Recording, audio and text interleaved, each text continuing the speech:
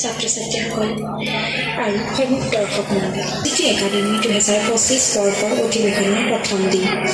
সৰ্বপ্ৰথমে কেতিয়াও নাভাবৰা, কেতিয়াও জীৱন হেৰুৱাব নোখোজা সেই সত্তাটিক শ্ৰদ্ধাৰে কৰিব বিচাৰিছোঁ, যিটো সত্তাই সমগ্ৰ অসমবাসীৰ চকুৰে আগবঢ়ায় প্ৰাকৃতিক নিয়তিৰ কোলাত।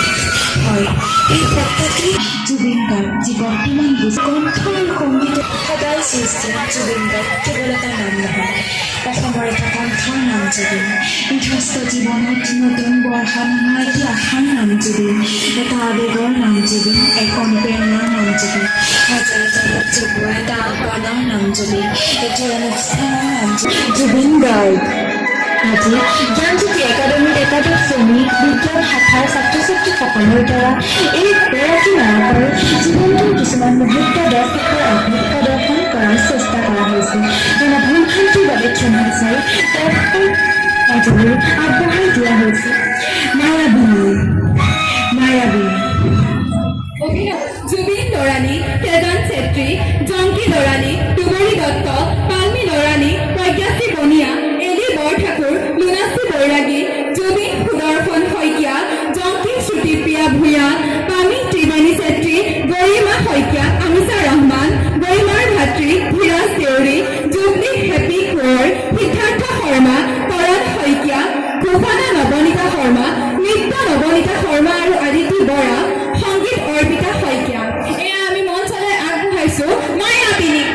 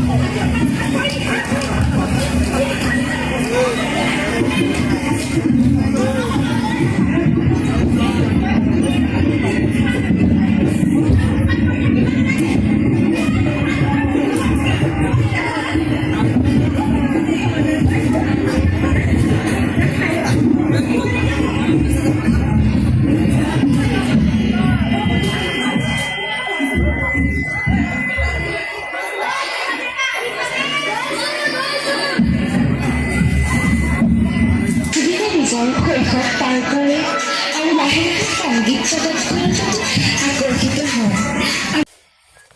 এনেদৰে হাঁহি ধেমালি উৎপাতৰ মাজেৰে জুবিনে নিজৰ শৈশৱ পাৰ কৰে আৰু লাহে লাহে সংগীত জগতখনৰ প্ৰতি আকৰ্ষিত হয় আৰু লিপ্ত হৈ পৰে সংগীতৰ মাজত।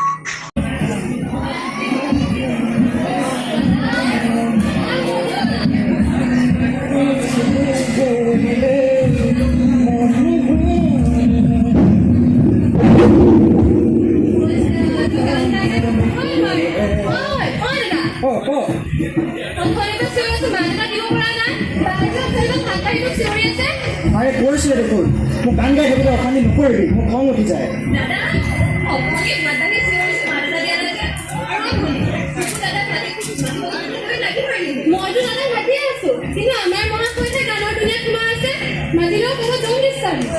আৰে যাচোন যা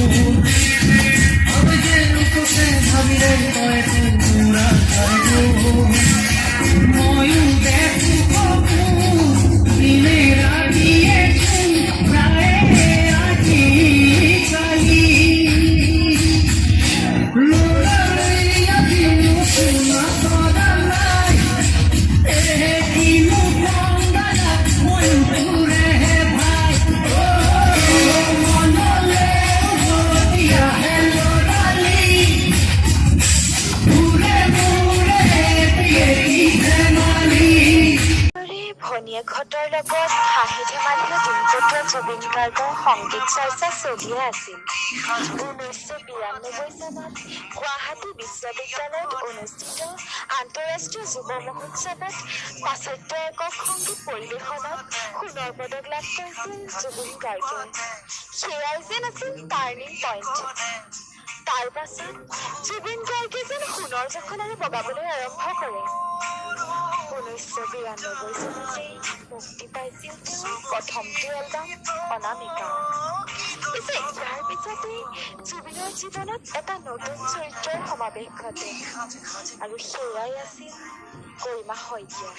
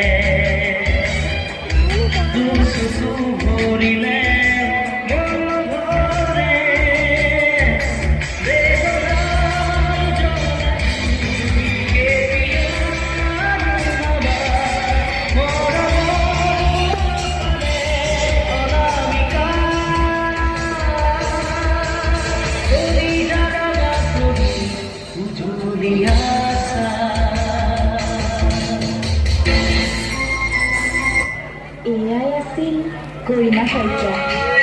পিছে এইখিনি সময়তে জুবিনে সংগীত জগতত নিজৰ অদ্বিতীয় স্থান গঢ়িবলৈ আৰম্ভ কৰিছিল। গানৰ কামত বম্বে গুৱাহাটী আদি ঠাইত অহা যোৱা কৰিছিল আৰু লাহে লাহে অসমীয়াৰ বাবে জুবিন গাৰ্গ হৈ পৰিছিল এটা চিন।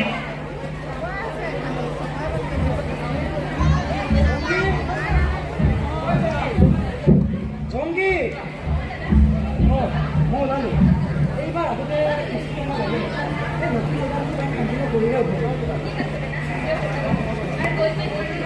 ঠিক আছে দে মই গৈ থাকোঁ এই জইন আহিবি নাই ভণ্টি মই ওলালো মই যাওঁ দেই সেইটো কিবা এটা ভৰাই দিছোঁ বাজেট খাই ল'ব আৰু জইনটো যাবি হৈ আছে ঠিক আছে দে মই যাওঁ বাৰু তই ভালকৈ থাকিবি কাপোৰ চাবি ঠিক আছে গানৰ কামত জুবিন গাৰ্গে গৈ থাকে। পিছে এইবাৰ গৰিমা মুম্বাইতো আছিল অধ্যয়নৰ সংক্ৰান্তত। ইতিমধ্যে গৰিমাই জুবিনলৈ লিখা চিঠিখন জুবিনৰ হাতত। মুম্বাইতো দুয়ো সাক্ষাৎ হয়। প্ৰথমতে বন্ধুত্বৰ জুবিন গৰিমাৰ মাজত গঢ় লৈ উঠে এটি নতুন সম্পৰ্কৰ আৰু সময় বাগৰি যোৱাৰ লগে লগে জুবিনে গৰিমালৈ আগবঢ়াই প্ৰেমৰ প্ৰস্তাৱ। কৈ দিলেই হ'ল আৰু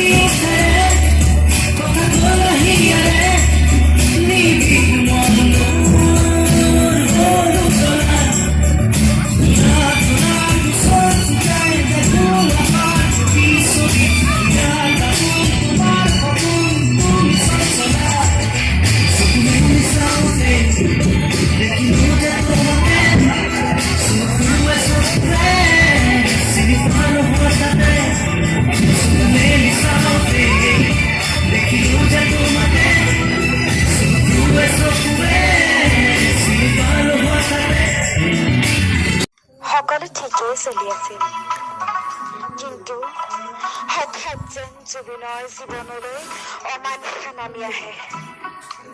2002 চনৰ 12 জানুৱাৰী তাৰিখে জুবিনৰ স্নেহৰ ভগ্নী অসমৰ এগৰাকী সুৰ গায়িকা হিচাপে পৰিচিত হোৱা জংকী বৰঠাকুৰৰ এটি পথ দুৰ্ঘটনাত মৃত্যু ঘটে।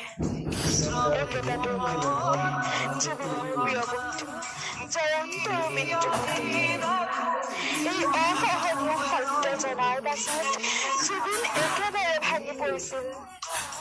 জংকীৰ স্মৃতিয়ে যেন জুবিনক জোৰদা কৰি পেলাইছিল।